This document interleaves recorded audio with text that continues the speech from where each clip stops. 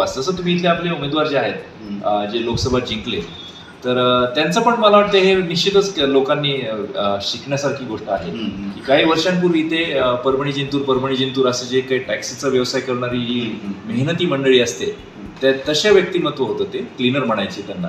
Cleaner हा जो एक कॅरेक्टर आहे या व्यवसायामधला, तर ते त्यांची तो बॅकग्राऊंड असताना 20 वर्ष पदावर राहून बंडू जाधवनी आता 20 वर्षानंतरच्या पदांवरच्या अनुभवानंतरचं 10 कोटी प्रॉपर्टी डिक्लेअर केली.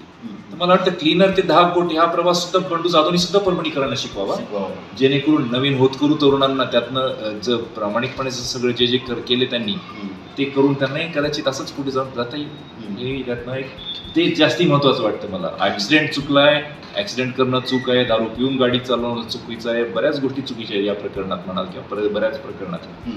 पण जास्ती चुकीचं आहे की ऑटो ते ऑडी प्रवास कोणालाच न शिकवणं, प्रामाणिक असेल प्रवास तर, किंवा क्लीनर ते 10 कोटी हा प्रवास कोणालाच न शिकवणे जर प्रामाणिक असेल तर हे जास्ती वाईट.